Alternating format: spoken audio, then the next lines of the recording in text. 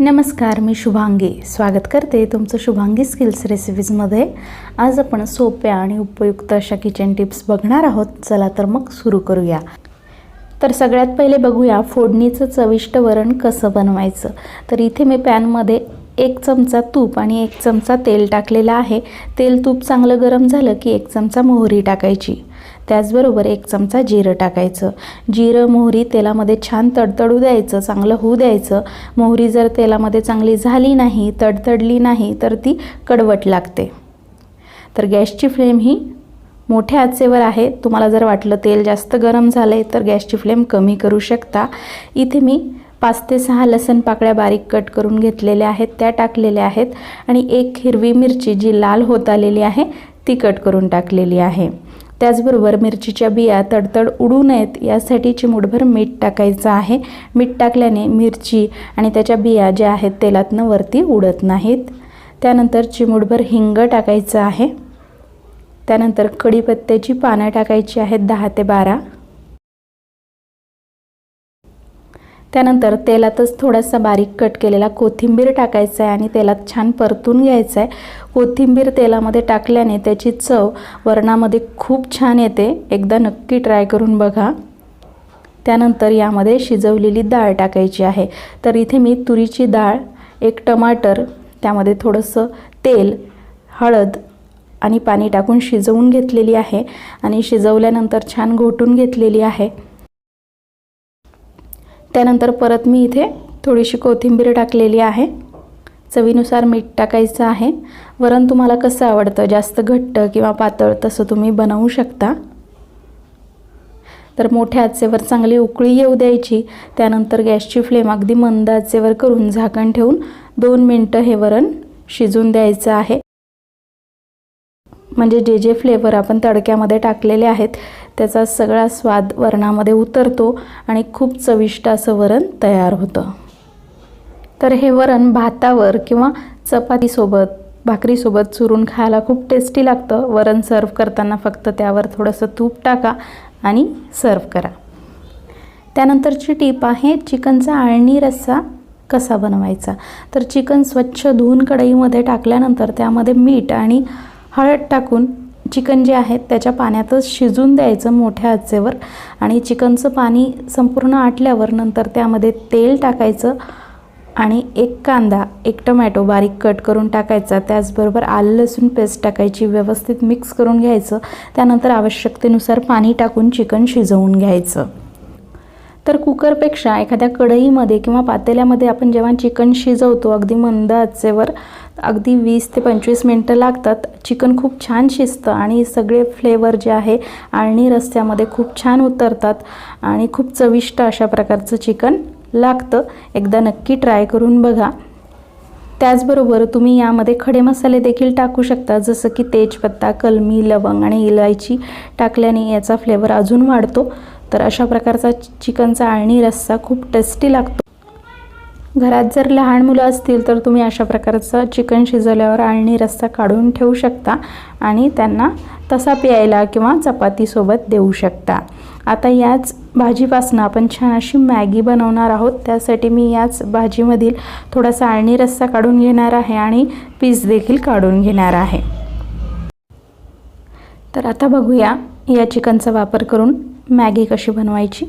तर इथे मी गॅसवर पॅन ठेवलेला आहे, गॅस सुरू केलेला आहे आणि इथे मी 2 मॅगीचे पॅकेट घेतलेले आहे 12-12 रुपयांचे आणि 1 वाटी इथे मी चिकनचा आळणी रस्सा घेतलेला आहे, तो टाकलेला आहे आणि 3 वाट्या पाणी टाकणार आहे।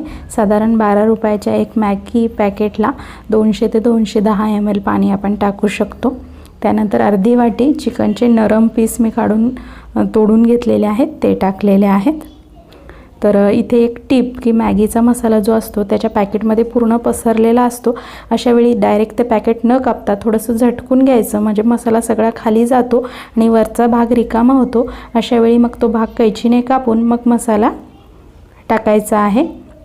आपण जर डायरेक्ट पॅकेट कापलं की सगळा मसाला सांडतो, खाली पडतो। तर या टिपचा तुम्ही वापर करू शकता। मी दोन्हीही मसाला पॅकेट जे आहे या रस्स्यामध्ये टाकलेले आहेत आता पाण्याला देखील छान उकळी आलेली आहे. एकदा व्यवस्थित मिक्स करून घ्यायचं आहे. त्यानंतर यामध्ये नूडल्स टाकायचे आहेत. तर साधारण मी इथे 2 तुकडे केलेले आहेत आणि एकदा व्यवस्थित त्या पाण्यामध्ये मिक्स करून घ्यायचे. तर खूप साधी सोपी मॅगी आहे. तर जेव्हा केव्हा आमच्याकडे चिकन आणलं जातं आणि मॅगी असेल घरामध्ये तर मी अशा प्रकारची मॅगी नक्की बनवते. खूप टेस्टी लागते. तुम्ही हवं तर यामध्ये भाज्या देखील ॲड करू शकता. एकदा व्यवस्थित मिक्स करून घेतल्यावर 2 मिनिटात आपली मॅगी तयार झालेली आहे. तुम्हाला जर सूप आवडत असेल तर तुम्ही थोडं जास्त पाणी टाकू शकता. तर मॅगीमधलं पाणी सगळं आटल्यावर सगळ्यात शेवटी यामध्ये 1 चमचाभर बटर टाकायचं आहे आणि व्यवस्थित मिक्स करून घ्यायचे. तर अशा प्रकारे अगदी 2 मिनिटात तुम्ही चिकन मॅगी बनवू शकता.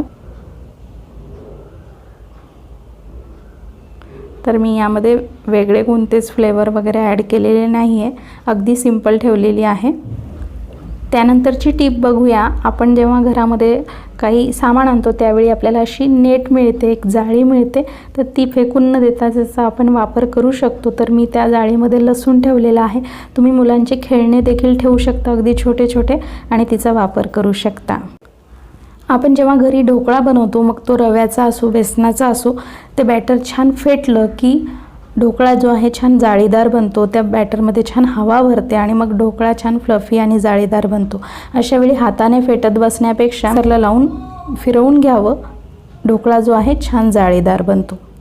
त्यानंतरची टीप आहे, असा जो स्पॅच्युला आहे सगळ्यांच्या घरी असलाच पाहिजे. हा स्पॅच्युला जर घरी असेल, आपण कुठल्याही प्रकारचं बॅटर जेव्हा बनवतो मग ते केकचा असो ढोकळ्याचा असो ते अजिबात वाया जात नाही. कारण या स्पॅच्युलाच्या साहाय्याने आपण सगळंच्या सगळं बॅटर यूज करू शकतो. तर अगदी 40-50 रुपयाला हा स्पॅच्युला मिळतो. तर बघू शकता मिक्सरमधील सगळं बॅटर या स्पॅच्युलाच्या साहाय्याने काढून घेता आलं. तसं जर हाताने काढायचं म्हटलं तर हाताला लागतं, बरंच बॅटर हाताला लागून जातं किंवा तसंच ते मिक्सरला राहतं किंवा मग ते पाणी टाकून आपल्याला धुवून घ्यावं लागतं. तर अशा प्रकारचा स्पॅच्युला आपल्या घरी असलाच पाहिजे. त्यानंतरची टीप आहे, ढोकळा करताना आपण एखाद्या पातेल्यामध्ये कढईमध्ये जेव्हा पाणी टाकून तो ढोकळा आपल्याला त्यामध्ये स्टीम करायचा असतो अशा वेळी त्यामध्ये पाण्यासोबत 1 लिंबाची काप टाकायची. त्यामुळे काय होतं, भांडं जे आहे काळं पडत नाही. त्याचबरोबर भांडं एकदम स्वच्छ होतं. तर ढोकळा करताना तुमचं एखादं भांडं खराब झालं असेल, चिकट असेल, तेलकट असेल, ते भांडं घ्यायचं आणि त्यामध्ये अशा प्रकारे लिंबाची काप टाकून तुम्ही ढोकळा बनवला की ते जे भांडं आहे ढोकळा झाल्यानंतर तुम्ही घासून काढलं की खूप स्वच्छ निघतं, चकचकीत बनतं.